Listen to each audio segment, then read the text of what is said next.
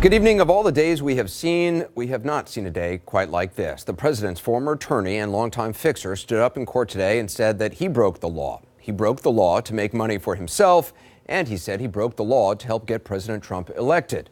Most significantly of all, he says he broke the law in what he said was coordination and, quote, at the direction, end quote, of Donald Trump. The crimes he admitted committing are felonies, and it's hard to overstate the significance of that, of what Cohen is claiming. The man who once said he'd take a bullet for Donald Trump today in federal court was essentially calling his old boss and client, now the President of the United States, a crook. Elsewhere, in another federal courtroom, a jury convicted the president's former campaign chairman, Paul Manafort, of 8 felony tax and bank fraud charges. 2 courtrooms, 2 former Trump associates, 16 felony counts between them, all in the space of a few hours today. That now makes in total 5 former Trump associates and advisors, even 1 former White House advisor, now either convicted of or pleading guilty to federal crimes. We begin with Michael Cohen. He pleaded guilty today to 8 criminal counts, all of them felonies, including a pair of campaign finance violations. One involved the payment to buy the silence of porn actress Stormy Daniels. The other stemming from the arrangement with the National Enquirer's parent company to silence former Playboy model Karen McDougal. Both, Cohen told the judge, were done, as I said, quote, in coordination and at the direction of what he said was a candidate for federal office, meaning Donald Trump. Today, on his way to a rally in West Virginia, the president had nothing to say about Michael Cohen, only that the news was sad. He also had nothing to say about being implicated in either payoff. It wasn't so long ago that he was denying it all. Did you know about the $130,000 payment to Stormy Daniels? No. Why did Michael Cohen make it if there was no truth to allegation? Well, you have to ask Michael Cohen. Michael's an attorney, and you'll have to ask Michael Cohen. Do you know where he got the money to make that payment? No, I don't know. No. All right, so that was a lie. In fact, back in May, his TV lawyer, Rudy Giuliani, revealed that that was untrue, saying that he did reimburse Cohen for the Daniels payoff. And just a few weeks ago, Michael Cohen revealed the recording that he made that shows Mr. Trump was also involved in the Karen McDougal arrangement. The David you're going to hear in this tape is likely David Pecker of the National Enquirer's parent company, AMI. Alan Weisselberg is the Trump Organization's chief financial officer. I need to open up a company for the transfer of all of that info regarding our friend David, so that I'm going to do that right away. I've actually come up and I've spoken to Alan Weisselberg about how to set the whole thing up with funding. Yes, and it's all the stuff because you never know where that company, you never know where he's going to be. Correct. So I'm all over that. And I spoke to Alan about it when it comes time for the financing, which will be. What financing? We'll have to pay you. So I'll pay for cash. No. Hey, no, how are you? When the recording first hit, many observers remarked that it kind of sounded like a pair of crooks conspiring. Today in court, Michael Cohen told the judge under oath that's basically just what it was. For more now on the Cohen plea deal, I want to go to CNN's Shimon Prokupecz, who's still reading through the details of the extraordinary charging documents. So there are references to President Trump all over this document, correct? No, there are. And quite honestly, Anderson, I think all of us are surprised by the way in which prosecutors here outline this, sort of surprised where prosecutors have indicated that there was this coordination between the president and Michael Cohen.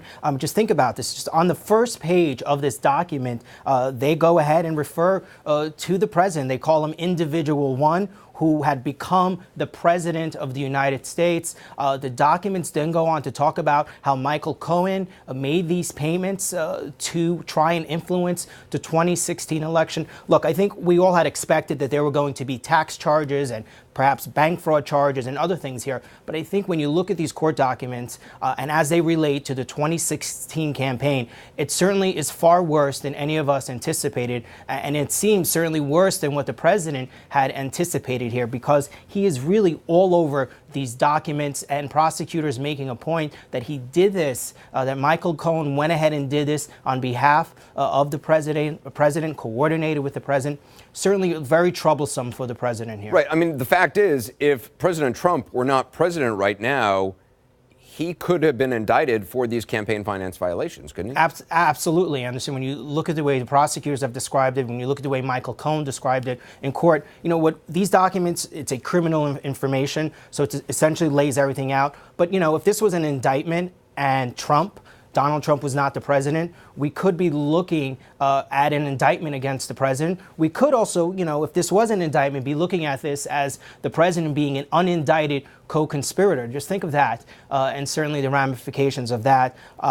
It's really serious here, and we'll see what happens from here.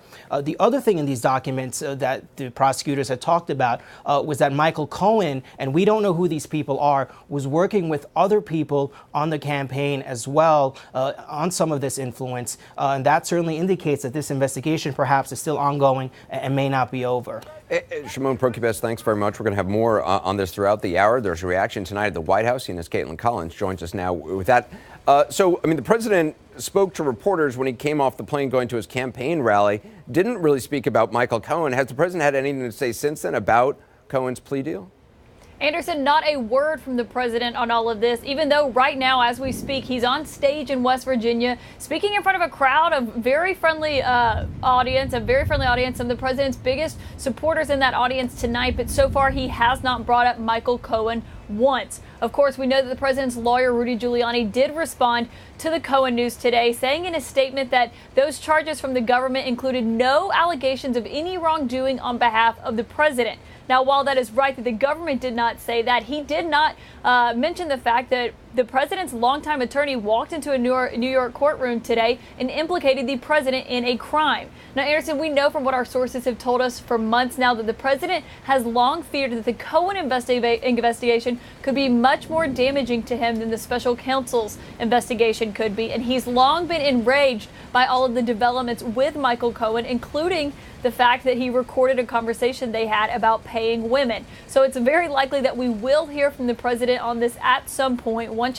he watches all of the cable news coverage. But Anderson, the bottom line here is this is someone who for so long has been in charge of fixing the president's problems, and tonight he became one of the president's biggest problems. All right, Caitlin Collins, thanks very much. I want to dig deeper now. We're joined by two CNN legal analysts, former federal prosecutor Jeffrey Toobin and Preet Bharara, who served as U.S. Attorney for the Southern District of New York before being fired by the president. Jeff, let's start with you. I know you think it's virtually impossible to overstate what Michael Cohen said in court today, but just talk about why you think it's such a big deal.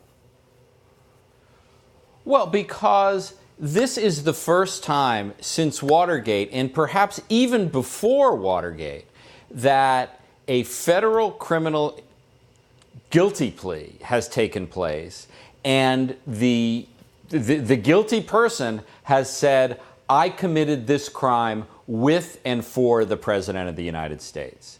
If this were any other person, given the evidence that was presented in court today, it seems to me a virtual certainty that Donald Trump would have been indicted and charged too. Because remember, who benefited from this campaign finance violation? It wasn't Michael Cohen. The beneficiary was, according to Michael Cohen, the person who directed and then helped cover up this illegal campaign contribution. This brings this criminal case to the door of the Oval Office like nothing we have seen before in this investigation. But Jeff, obviously, sitting president, according to precedent, not necessarily law, but can't be indicted. When the president leaves office, is this something charges could be pursued against him for? Well, it could, I think. I don't think the statute of limitations will have run. That could be a long way off. There are a lot of things that may change in the interim, but the Justice Department policy, and as you point out, it's a policy, it's not a law, it's not part of the Constitution, says no criminal charges against a president while he is president. This issue may arise when the president leaves office, but all of that, I think, is down the road. Do you agree that if Donald Trump were not the president, if he'd lost the election, given what Michael Cohen is claiming and swore under oath today that he himself did at the direction of Donald Trump, that Donald Trump would be indicted or would be an unindicted co-conspirator? I think he would be in grave jeopardy. I think there would be a likelihood of that, but I'm not prepared to go as far as Jeff. I think it's an enormously significant thing. I think it's correct to say we haven't seen something like this, the likes of this, like the president likes to say, it's the likes of this we've never seen, because we don't know how corroborated Michael Cohen is on the particular allegation that he made in court, that this was done at the direction of and in coordination with his boss, the president. When you said we don't know how corroborate, we don't know what. We don't know if there's if there are tapes, or if there's emails. The interesting thing is, I tend to credit Michael Cohen on this allegation, but the president's lawyers are right that allegation of this being done at the direction of the president of Donald Trump is not in the documentation. It's not in the charges by. It's not in the criminal information. It's not in the plea agreement. It's not even necessarily a requirement to form the factual basis for Michael Cohen taking the plea. You go into court and you have to give a factual basis for why you're guilty. So one could argue, I don't think this is right, and I'm sure Giuliani and others have been arguing this, that it was a gratuitous slap by someone who's been left behind and now has an axe to grind with the president to throw this in open court under oath. It still is the case. He said it. Would prosecutors have accepted this agreement if they didn't believe Michael Cohen? No, I think if prosecutors thought that he was lying about that aspect of why he did what he did, I think they would have a problem accepting his plea agreement, and they would have to say something in court. So I think it's enormously significant. It's not clear to me, though, that not knowing what other evidence there is to back up Michael Cohen, who is, by the way, a criminal and a liar and now a convicted one, you need something else to back that up. But as you pointed out, that this president... Sorry, go ahead, Jeff. Well, if I could just add, Preet's exactly right that this allegation by Cohen is not in the charging documents. But just if we step back and ask ourselves, okay, Michael Cohen has pled guilty to an unlawful campaign contribution and in terms of paying these two women. Why would he pay that without talking to Donald Trump? It has never made any sense that Michael Cohen did this on his own. Well, First of all, that where did he get the money? Right. That Second of all, has never made any sense. Who benefited? I mean, that argument has never been made any sense, and it's been made by all the surrogates who came forward, after Stormy Daniels spoke. David Schwartz, who was on this program, an attorney for Michael Cohen in another matter, and other friends of Michael Cohen, all of whom said, President didn't know anything about this. Michael Cohen did this out of the goodness of heart because that's the kind of guy he is. He took out a home equity loan, didn't seek repayment. None of that is true, and either they were lied to or they were just on television lying as well. I'm not saying it's not a good case against the president based on the fact that Michael Cohen is prepared to say it under oath, based on it's an admission against interest for himself. Common sense, as Jeff points out, the benefit of this was for the president. It doesn't make any sense for a lawyer in good standing to have done these actions without the permission and the direction of the president. So you could make a case.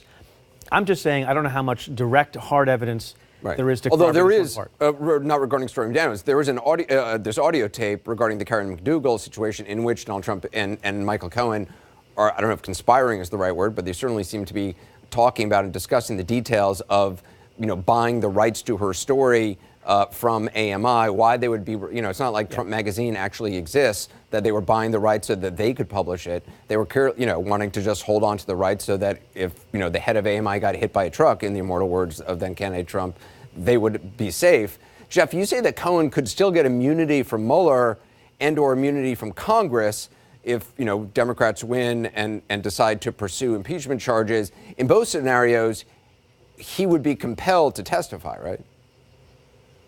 Right, and it's not necessarily, it doesn't even require an impeachment investigation. Remember, Congress has very broad jurisdiction to investigate whatever they want. I mean, they could be investigating campaign finance violations. Congress has the power to give immunity to people that they want, who are citing their Fifth Amendment rights.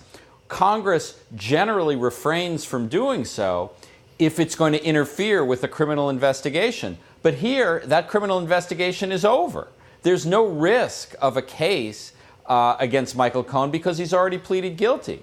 So if Jerry Nadler, who is the Democrat who would be chairman of the Judiciary Committee, says we want to investigate this, and if his colleagues vote to give Cohen immunity, he has to testify before Congress. And if he doesn't, he goes to jail for contempt.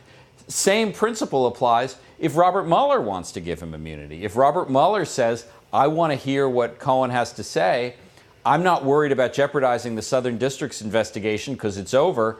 He can give him immunity and force Cohen to testify before Mueller's grand jury. So I expect we will hear from Michael Cohen one way or another in one or more forums before too long. Preet, do you agree with that? I do, and I think overall, given the events of today, the likelihood of impeachment, I'm not saying it's high necessarily, but it certainly went up.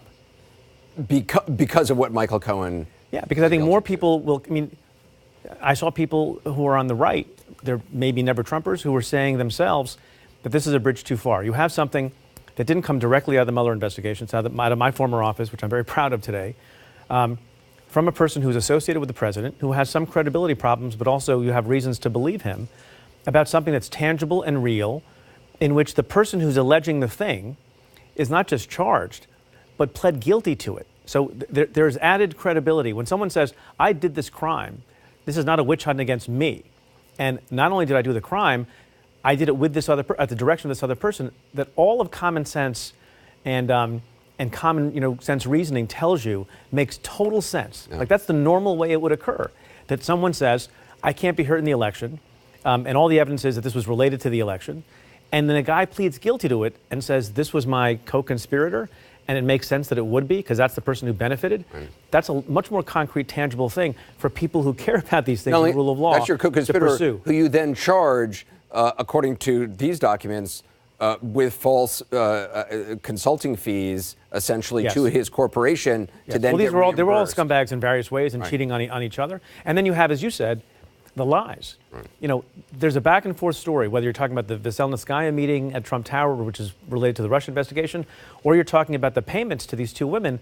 Donald Trump's story keeps changing about it. And in any trial that would ever occur in the House or somewhere else, or in the Senate and somewhere else, you explain to the people who are the deciders of fact, if there was nothing to hide here and you weren't involved, why do you keep lying about it? This is as swampy as it gets. Yes, it is. Yeah, Preet Bharara, thanks very much.